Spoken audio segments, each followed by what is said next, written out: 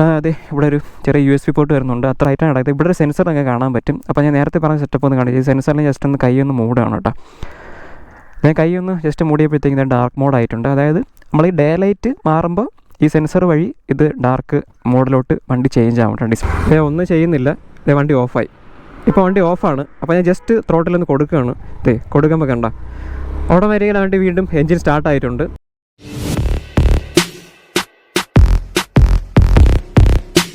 Welcome back guys, പുതിയൊരു വീഡിയോയിലേക്ക് എല്ലാവർക്കും സ്വാഗതം. ഗൈസ്, ഇപ്പോൾ നമ്മുടെ കൂടെ ഉള്ളത് 2025 മോഡൽ ആക്റ്റീവ, ഹോണ്ട ആക്റ്റീവ 125 ആണ്.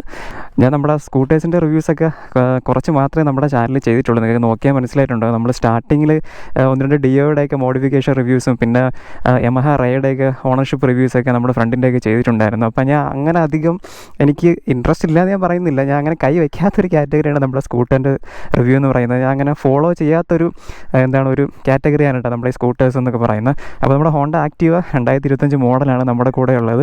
ഏറ്റവും ടോപ്പ് വേരിയൻറ്റിൻ്റെ തൊട്ട് താഴെ നിൽക്കുന്ന വേരിയൻ്റാണ് കേട്ടോ. ഈ VS6 സ്റ്റേജ് 2 ആയിട്ടുള്ള വേരിയൻ്റാണ് നമ്മുടെ കൂടെ ഉള്ളത്. ഇതിന് തൊട്ട് മുന്നേ ഉള്ള വേരിയൻറ്റുമായിട്ട് കമ്പയർ ചെയ്യുന്ന സമയത്ത് കുറച്ചധികം ഡിഫറൻസ് കാര്യങ്ങളൊക്കെ ഉണ്ട്. എനിക്ക് രണ്ടും കൂടെ ഞാൻ ഫോട്ടോ കണ്ടപ്പോഴത്തേക്കും ഇതിന് തൊട്ട് മുന്നേ ഉള്ള VS6 വേരിയൻറ്റ് കുറച്ചുകൂടി ഹൈറ്റ് ഉള്ള പോലെയൊക്കെ ഫീൽ ചെയ്തിട്ടുണ്ട് കേട്ടോ.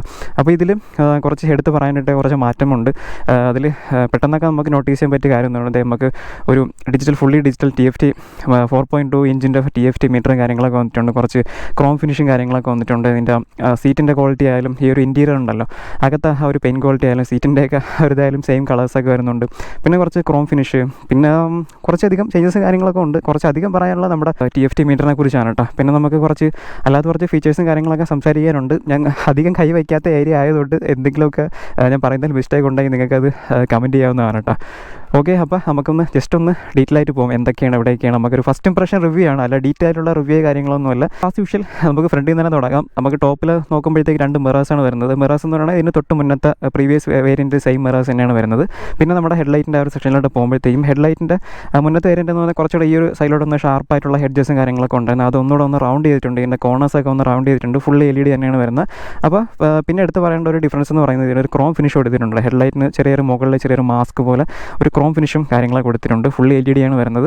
ഞാൻ നൈറ്റ് ഓടിച്ചിട്ടുണ്ടായിരുന്നു വണ്ടി. എനിക്ക് കുറച്ചൊന്നും ഒരു നെഗറ്റീവ് തോന്നിയെന്ന് പറഞ്ഞാൽ വണ്ടിയുടെ ഒരു ബ്രൈറ്റ്നസ് ഉണ്ടല്ലോ, ആ ഒരു വണ്ടിയുടെ കറക്റ്റ് ആ ഒരു വെട്ടം കറക്റ്റ് റോഡിലോട്ട് കിട്ടുന്നില്ല എന്നപ്പോൾ ഒരു നെഗറ്റീവ് തോന്നി. അത് ഫസ്റ്റ് സർവീസിൽ എന്തായാലും കാണിക്കാൻ പറഞ്ഞിട്ടുണ്ട്. എൻ്റെ സ്വന്തം ബ്രദറിൻ്റെ വണ്ടി തന്നെയാണ് കേട്ടോ, സ്വന്തം ചേട്ടൻ്റെ വണ്ടി തന്നെയാണ്. അപ്പോൾ അതുകൊണ്ട് നമുക്ക് അധികം ടൈം എടുത്ത് റിവ്യൂ ചെയ്യാനുള്ള സമയവും കാര്യങ്ങളൊക്കെ ഉണ്ട്. അപ്പോൾ വണ്ടി പുള്ളി കൊണ്ടുവന്ന് നൈറ്റായിരുന്നു. അപ്പോൾ നൈറ്റ് ഞാൻ വണ്ടി ഓടിച്ചപ്പോൾ തന്നെ എനിക്ക് ഇവൻ്റെ ഹെഡ്ലൈറ്റിൻ്റെ ആ ഒരു ലൈറ്റ് ഉണ്ടല്ലോ, ലൈറ്റ് കറക്റ്റ് റോഡിലോട്ട് കിട്ടാത്ത പോലെ ഒരു ഇഷ്യൂ പോലെ തോന്നി. നെഗറ്റീവാണ്. ഫസ്റ്റ് സർവീസിൽ കാണിക്കാൻ എന്തായാലും പറഞ്ഞിട്ടുണ്ട്. ഫ്രണ്ട് ഇൻഡിക്കേറ്റേഴ്സും ബാക്ക് ഇൻഡിക്കേറ്റേഴ്സും ബാക്ക് ടൈൽ ലൈറ്റും എല്ലാം ഹാലോയിൻ സെറ്റപ്പാണ് വരുന്നത്. പിന്നെ നമുക്ക് ഈ ഒരു സൈഡിലായിട്ട് ചെറിയൊരു DRL വരുന്നുണ്ട് കേട്ടോ. അപ്പോൾ ഈ ഒരു ഹെഡ്ലൈറ്റും ഈ ഒരു സൈഡിലുള്ള ഒരു ചെറിയ DRL സെറ്റപ്പ് മാത്രമാണ് നമുക്ക് LED സെറ്റപ്പ് വരുന്നത്. പിന്നെ അത് കഴിഞ്ഞിട്ട് താഴെ വരുമ്പോഴത്തേക്കും നമ്മുടെ ഒരു ഹോണ്ട ബാഡ്ജിങ് കാണാൻ പറ്റും. കിറ്റും ക്വാളിറ്റിയൊക്കെ ഇത് ഫൈബർ കിറ്റാണ് കേട്ടോ വരുന്നത്. ഇതിൻ്റെ ഒരു മെറ്റാലിക് ബോഡി ആയിരുന്നു ഇതിൻ്റെ തൊട്ട് മുന്നത്തെ വേരിയൻ്റ് എന്ന് പറയുന്നത്. അത് കുറച്ചുകൂടെ ക്വാളിറ്റി ഉണ്ടോ എന്ന് ചോദിച്ചാൽ മെറ്റാലിക് ബോഡിയുടെ ഇഷ്യൂ എന്ന് പറയുന്നത് ചിലപ്പോൾ റസ്റ്റൊക്കെ കയറാനുള്ള ചാൻസ് കൂടുതലായിരിക്കും. നമ്മൾ വാഷ് ചെയ്തിട്ട് വെള്ളമൊക്കെ ഉണങ്ങിയിരുന്ന കുറേ നാൾ കഴിയുമ്പോഴത്തേക്കും അത് കുറച്ച് റസ്റ്റ് പിടിച്ച് അത് ഡെൻറ്റ് വർക്കും കാര്യങ്ങളൊക്കെ വരാനുള്ള ചാൻസ് ഉണ്ട്. പിന്നെ ഇതേപോലത്തെ ഫൈബർ കിറ്റ് ആകുമ്പോഴത്തേക്ക് പിന്നെ നമുക്ക് തുരുമ്പ് കയറോ അങ്ങനെയുള്ള ഇഷ്യൂസോ കാര്യങ്ങളൊന്നുമില്ല. സ്ക്രാച്ചും കാര്യങ്ങളൊക്കെ ഒന്ന് ജസ്റ്റ് ഒന്ന് മെയിൻറ്റെയിൻ ചെയ്ത് കൊണ്ടുപോയത്, സ്ക്രാച്ച് ആവാതെ ജസ്റ്റ് ഒന്ന് മെയിൻറ്റെയിൻ ചെയ്ത് കൊണ്ടുപോകാവുന്നേ ഉള്ളൂ.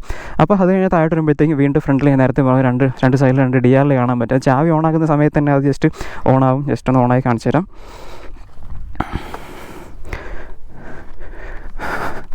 അപ്പോൾ ചാവി ഓണാക്കി വെച്ചേക്കുവാണ്, കാണാൻ പറ്റും. നമ്മുടെ ഹെഡ്ലൈറ്റിൻ്റെ ആ ഒരു സെയിം യൂണിറ്റും കത്തുന്നുണ്ട്.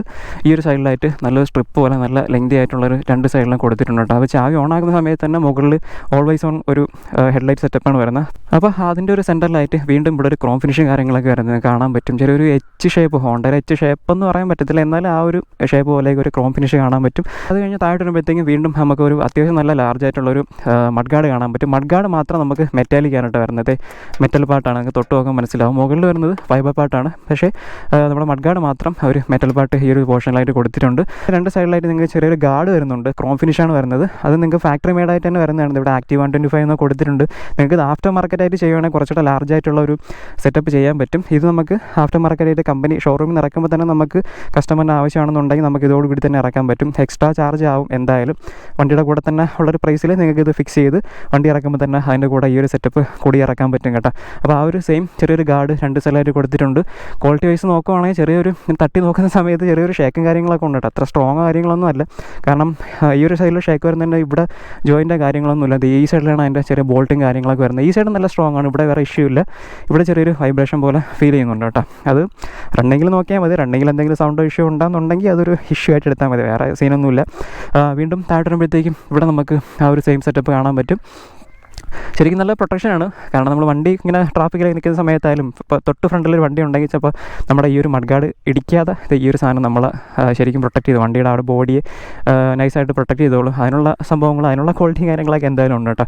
പിന്നെ ഈ ഒരു സൈഡിലോട്ട് വരുമ്പോഴത്തേക്ക് നമുക്ക് ഒരു ചെറിയ റിഫ്ലക്ടർ കാണാൻ പറ്റും. അത് കഴിഞ്ഞ് നമുക്ക് സൈഡിൽ നിന്നൊക്കെ നോക്കുന്ന സമയത്ത് നമുക്ക് ടെലിസ്കോപ്പിക് സസ്പെൻഷൻ കാണാൻ പറ്റും. പിന്നെ അത് കഴിഞ്ഞിട്ടുള്ള ടയർ സൈസാണ്. ടയർ സൈസ് 90-12 ഫ്രണ്ട് ടയറാണ്. MRFിൻ്റെ നൈലോ ഗ്രിപ്പിൻ്റെ സീരീസിലുള്ള ടയേഴ്സാണ് വരുന്നത്. ഫ്രണ്ടിൽ നമുക്ക് ഡിസ്പ്ലേക്ക് വരുന്നുണ്ട്.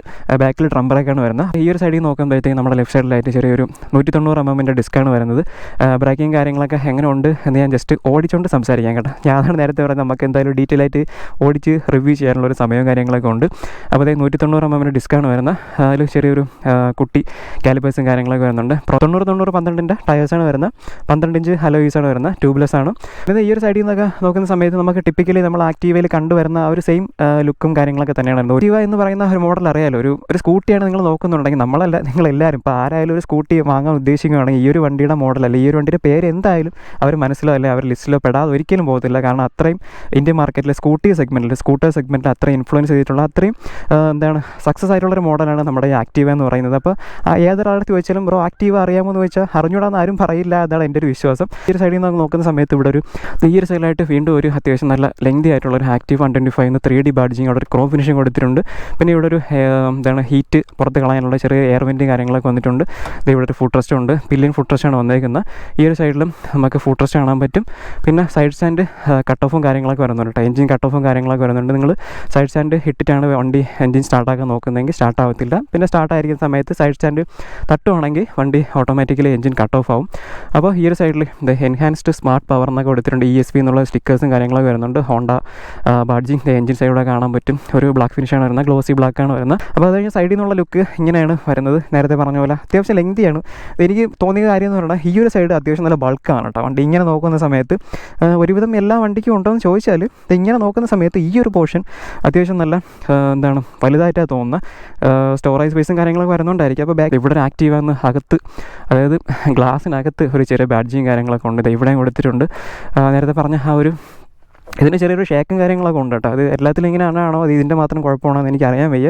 പിന്നെ നമുക്ക് എക്സ്റ്റേണൽ ഫ്യൂൽ ഫില്ലിംഗ് ആണ് വരുന്നത്. നമ്മൾ പണ്ടത്തെ പോലെ പെട്രോൾ പമ്പിൽ കൊണ്ടുപോകുന്ന സമയത്ത് സീറ്റൊക്കെ ഇളക്കിയിട്ട് വെളിയിറങ്ങി നിൽക്കേണ്ട കാര്യമൊന്നുമില്ല. കാരണം നമുക്ക് അവിടെ ആയിരിക്കും അതിൻ്റെ ആക്സസും കാര്യങ്ങളൊക്കെ വരുന്നത്. ഇവിടെ E20 സ്റ്റിക്കർ എടുത്തിട്ടുണ്ട്. E20 അറിയാമല്ലോ, നമ്മൾ പെട്രോളിൻ്റെ ഇപ്പോഴത്തെ എഥനോൾ മിക്സ് ചെയ്ത് 20% എഥനോൾ മിക്സ് ചെയ്തിട്ടുള്ള പെട്രോളാണ് ഇപ്പോൾ വരുന്നത്. അപ്പോൾ അതിൻ്റെ ഒരു E20 ചെറിയൊരു സ്റ്റിക്കർ കാണാൻ പറ്റും. പിന്നെ അത്യാവശ്യം നല്ല ഭയങ്കര യൂസ്ഫുൾ ആയിട്ടുള്ള ഗ്രാബ് റെയിൽ വരുന്നുണ്ട്. ഭയങ്കര വലുതായിട്ടുള്ള ഗ്രാബ് റെയിൽ വരുന്നുണ്ട് കേട്ടോ. പില്ലിനൊക്കെ ഇരിക്കുന്ന സമയത്ത് പിടിച്ചിരിക്കാനായാലും ഇതിനേക്കാൾ കംഫർട്ടുള്ള ഇതിനേക്കാൾ കംഫർട്ടുള്ള ഒരു ഗ്രാബ് റെയിൽ ഉണ്ടോ എന്ന് ചോദിച്ചാൽ അറിയത്തില്ല. കാരണം അത്രയും ഭയങ്കര ഒരു യൂസ്ഫുൾ ആയിട്ടുള്ള ഗ്രാബ് റെയിലാണ് കേട്ടോ. നമുക്ക് ഒരു ബാഗൊക്കെ വെച്ച് കെട്ടാനായാലും അല്ലെങ്കിൽ ഡെലിവറിക്കൊക്കെ പോകാനാണെങ്കിലും പില്ലിന് നോർമലായിട്ട് പിടിച്ചിരിക്കാനാണെങ്കിലും അത്യാവശ്യം നല്ലൊരു കിടിലം ക്വാളിറ്റി ഉള്ളൊരു ഗ്രാബ് റെയിൽ വരുന്നുണ്ട്. അത് ചെറിയൊരു ഗ്രേ ആയിട്ടുള്ളൊരു മാറ്റ് ഗ്രേ ആണ് അതിൻ്റെ ഫിനിഷിങ് കാര്യങ്ങളൊക്കെ വരുന്നത്. ഇവിടെ ചെറിയൊരു ഹുക്കും കാര്യങ്ങളൊക്കെ കൊടുത്തിട്ടുണ്ട്. അപ്പോൾ നമുക്ക് നേരത്തെ പറഞ്ഞ പോലെ ഒരു കുറച്ച് പറയാനുള്ള ആ ഒരു സെക്ഷനിലോട്ട് പോയി. ഇതിൻ്റെ ഒരു മീറ്ററും പിന്നെ അതിൻ്റെ ഇഗ്നിഷൻ്റെ ആ സെറ്റപ്പാണ് കേട്ടോ. അപ്പോൾ നമുക്ക് ജസ്റ്റ് സ്വിച്ചിൻ്റെ ആ ഒരു സംഭവത്തിലോട്ട് പോയിട്ട് മീറ്ററിലോട്ട് പോകാം കേട്ടോ. അപ്പോൾ നമുക്കിത് ഇവിടെ ഇഗ്നിഷന് സെപ്പറേറ്റ് സ്വിച്ച് വന്നിട്ടുണ്ട്. ഇതിൻ്റെ ടോപ്പ് വേരിയൻ്റ് ഉണ്ട്. ടോപ്പ് വേരിയൻ്റ് ആകുമ്പോൾ നമുക്ക് കീലെസ് ആയിട്ട് വണ്ടി സ്റ്റാർട്ടാക്കാനും ഇതൊക്കെ പറ്റും കേട്ടോ. ചെറിയ നോബ് പോലത്തെ സെറ്റപ്പാണ് വരുന്നത്. ഇതിപ്പോൾ ഞാൻ നേരത്തെ പറഞ്ഞ പോലെ നമ്മുടെ ടോപ്പ് വേരിയൻ്റ് തൊട്ട് താഴെയുള്ള വേരിയൻ്റാണ്. ഇതിപ്പോൾ നമുക്ക് കീയോട് കൂടി തന്നെയാണ് വരുന്നത്. ഇവിടെ കുറച്ച് ഇൻഫർമേഷനും കാര്യങ്ങളുണ്ട്. Ignition shut, seat of, push lock, വണ്ടി ഹാൻഡിൽ ലോക്ക്, ഷട്ട്, അങ്ങനെയുള്ള കാര്യങ്ങൾ. പിന്നെ ഫ്യൂവലിനും നമ്മുടെ സീറ്റും എക്സ്റ്റേണൽ സ്വിച്ച് വരുന്നുണ്ട്. അപ്പോൾ നേരത്തെ പറഞ്ഞ പോലെ വണ്ടി ഇറങ്ങി നിന്നിട്ട് സീറ്റ് പൊക്കി തുറക്കേണ്ട കാര്യമൊന്നുമില്ല. അപ്പോൾ നമുക്ക് ജസ്റ്റ് അതൊന്ന് നോക്കാം കേട്ടോ. അപ്പോൾ ഫ്യൂവലെന്ന് കൊടുത്തേക്കുന്ന അവിടെ ജസ്റ്റ് ഒന്ന് പ്രസ് ചെയ്യുകയാണ്. തുറന്നിട്ടുണ്ട്. എക്സ്റ്റേണലായിട്ടുള്ള ഫ്യൂൽ ക്യാപ്പും കാര്യങ്ങളൊക്കെ വരുന്നുണ്ട്. അപ്പോൾ അടിച്ചതിന് ശേഷം ജസ്റ്റ് ഇവിടെ ഒന്ന് പ്രസ് ചെയ്യുക. ക്ലോസ് ആയി, സിമ്പിൾ. അപ്പോൾ വീണ്ടും ജസ്റ്റ് സീറ്റ് ഒന്ന് തുറന്ന് നോക്കാം. സീറ്റ് പ്രസ് ചെയ്തു. ഇവിടെ ലോക്ക് ഇളകിയ സൗണ്ട് കേട്ടിട്ടുണ്ട്.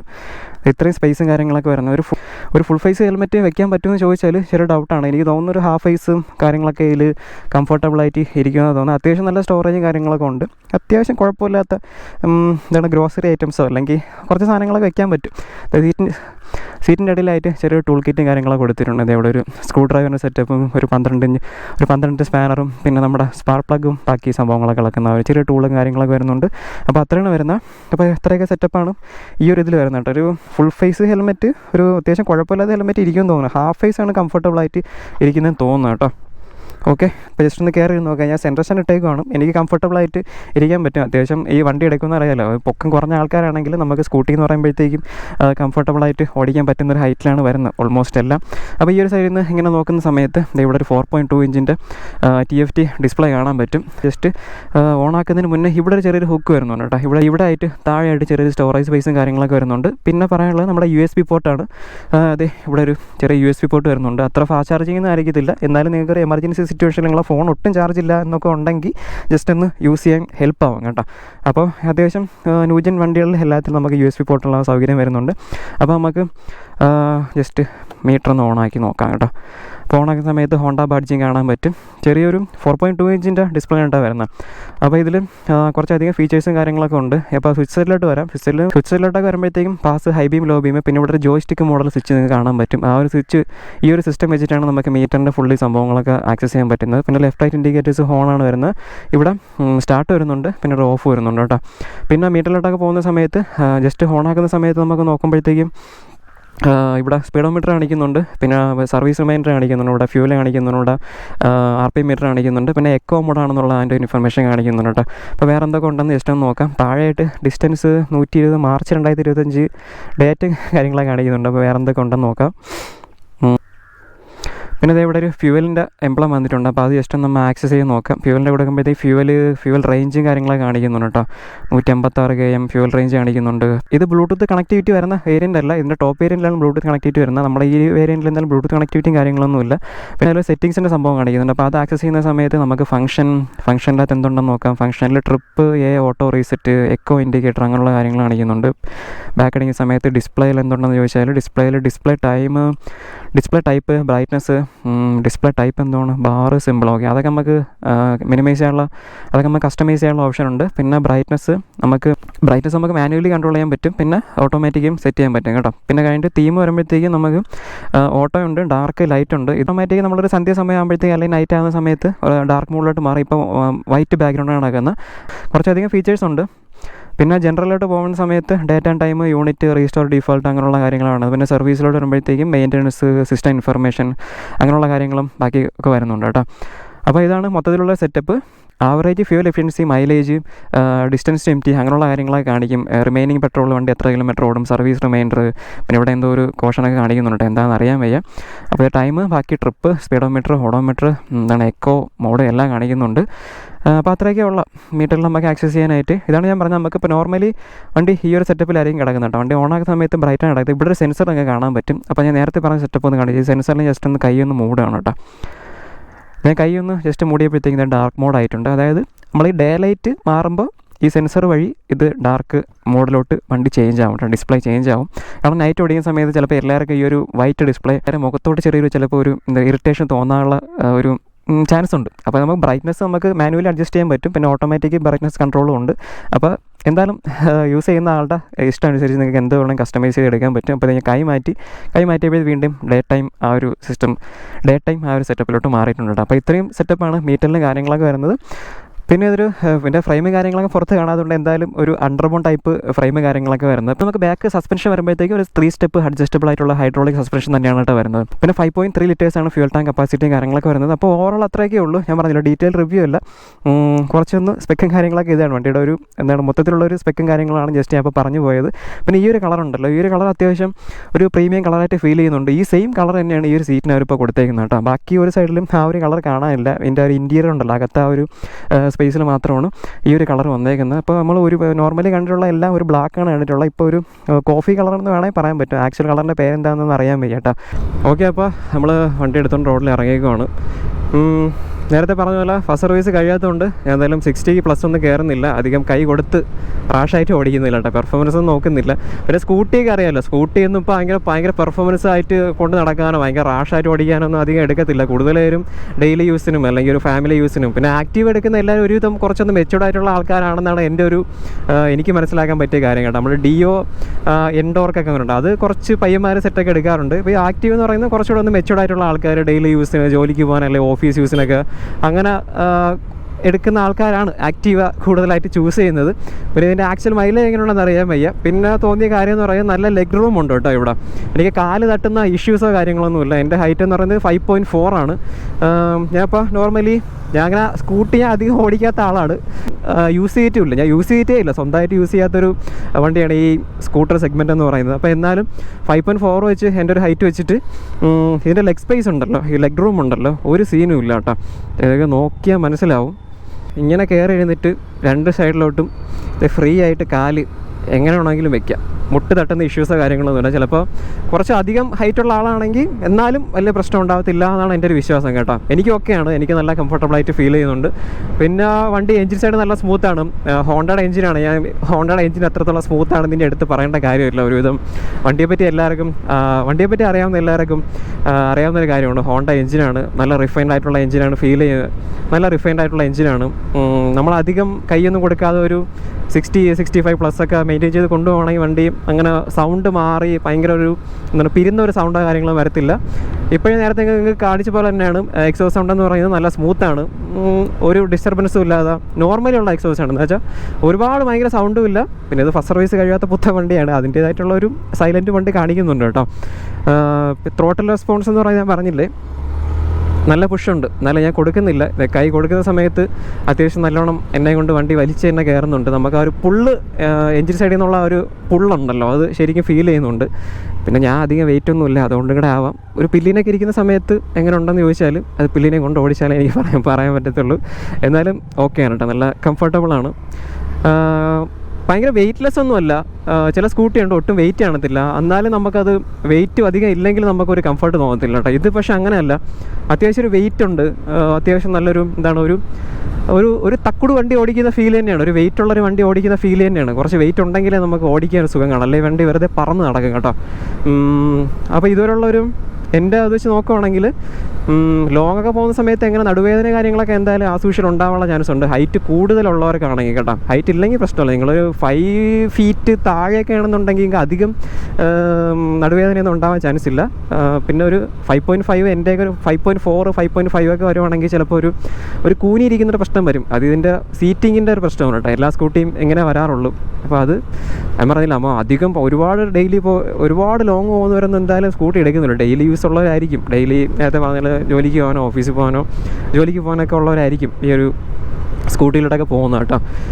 ഓക്കെ, അപ്പോൾ വേറെ എന്താ പറയുക, കംഫർട്ടബിളാണ്, ഹാൻഡ്ലിംഗ് ഒക്കെ നല്ല കംഫർട്ടബിളാണ്. ഈ ഒരു സൈഡിൽ അധികം ഇങ്ങനെ വൈബ്രേഷനോ കാര്യങ്ങളൊന്നും തോന്നുന്നില്ല. ചെറിയൊരു ഇതുണ്ട്, അത് എല്ലാത്തിനും ഉണ്ട്. ചെറിയൊരു ഇത് വൈബ്രേഷൻ അല്ല, ചെറിയൊരു പെരുപ്പം പോലെയൊക്കെ ഉണ്ട് ഈ ഒരു സൈഡിൽ, ചെറിയൊരു അടി പോലെയൊക്കെ ഉണ്ട് കേട്ടോ.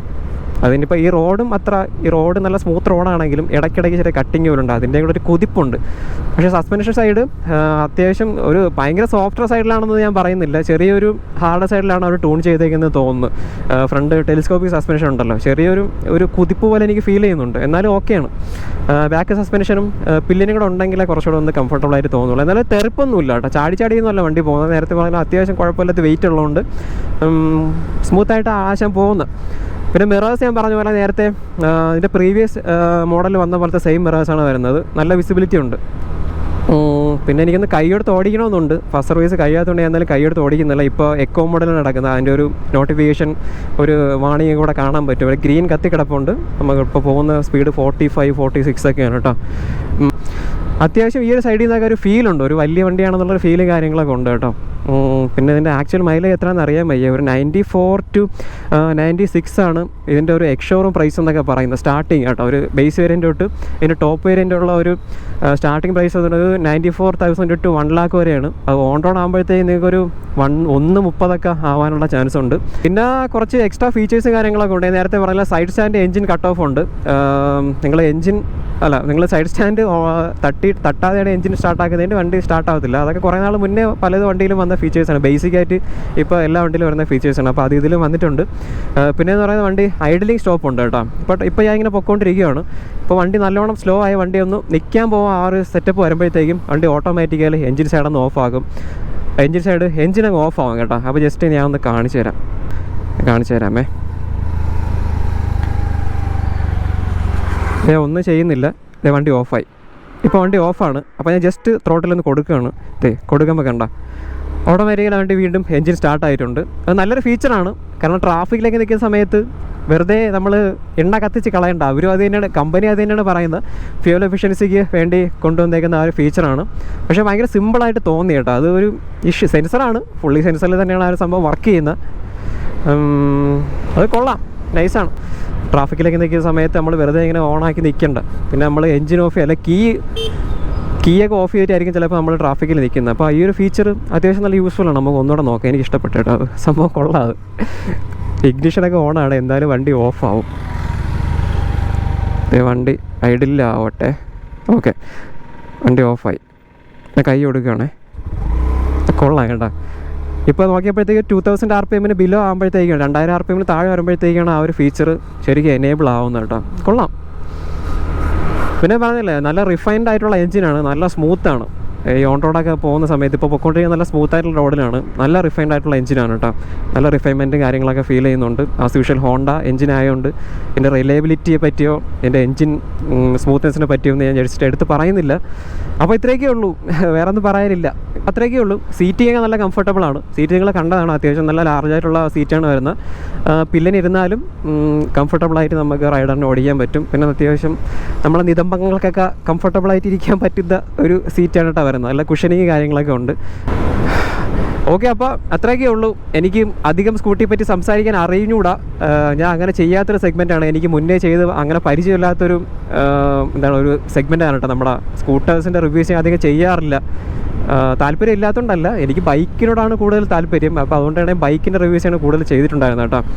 അപ്പോൾ എങ്ങനെ ഉണ്ടെന്നുള്ള കാര്യം ജസ്റ്റ് നിങ്ങൾ കമൻറ്റ് ചെയ്യുക. നിങ്ങളുടെ ഈ സെയിം വണ്ടി ഉണ്ടെന്നുണ്ടെങ്കിൽ നിങ്ങൾ ആ യൂസർ എക്സ്പീരിയൻസ് എങ്ങനെ ഉണ്ടെന്നുള്ള കാര്യങ്ങൾ കമൻറ്റ് ചെയ്യണം. ഞാൻ അറിയാൻ വേണ്ടിയിട്ടാണ്. നിങ്ങൾക്ക് ഈ വണ്ടി സെയിം വണ്ടിയാണെന്നുണ്ടെങ്കിൽ എങ്ങനെ മൈലേജ് എങ്ങനെ ഉണ്ട്, സർവീസൊക്കെ കഴിഞ്ഞിട്ട് വേറെ എന്തെങ്കിലും കംപ്ലയിൻസോ കാര്യങ്ങളൊക്കെ ഉണ്ടോ എന്നുള്ള കമൻറ്റ് ചെയ്യുക കേട്ടോ.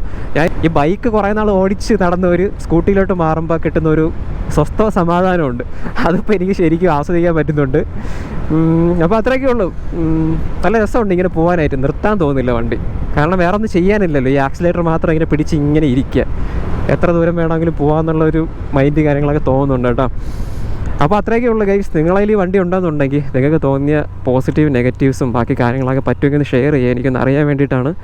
ഓക്കെ, അപ്പോൾ അത്രയൊക്കെ ഉള്ളൂ. നല്ല വെയിലുണ്ട്, നിങ്ങൾക്ക് അറിയാം. അതുകൊണ്ട് ഞാൻ കയ്യിൽ ഗ്ലൗസും കാര്യങ്ങളൊക്കെ ഇട്ടിട്ടാണ്, ഹാൻഡ് സ്ലീവും കാര്യങ്ങളൊക്കെ ഇട്ടിട്ടാണ് വന്നിട്ടുള്ളത് കേട്ടോ. അല്ലാതെ ഈ വെയിൽ സർവൈവ് ചെയ്യാൻ പറ്റത്തില്ല. അല്ലെങ്കിൽ തന്നെ നമുക്ക് എളുപ്പമൊന്നും ഇല്ലടേ, ഉള്ളതും കൂടെ കറുപ്പിച്ച് കളയാൻ വയ്യ. ഓൺ റോഡ് പ്രൈസ് വന്നത് ഏകദേശം ഒരു 130 ആ റേഞ്ച് ആണെന്നാണ് എൻ്റെ അടുത്ത് പറഞ്ഞത് കേട്ടോ. അപ്പോൾ കമൻറ്റ് ചെയ്യുക, വീഡിയോ എങ്ങനെ ഉണ്ടെന്നുള്ള കാര്യം കമൻറ്റ് ചെയ്യുക. വീഡിയോ ഇഷ്ടപ്പെട്ട ലൈക്ക് ഷെയർ ചെയ്യുക. ആദ്യമായിട്ട് നമ്മുടെ ചാനൽ കാണുന്നുണ്ടെങ്കിൽ സബ്സ്ക്രൈബ് ചെയ്തേക്കുക. അപ്പോൾ അടുത്തൊരു വീഡിയോ കാണുന്നവരേക്കും ടാറ്റാ.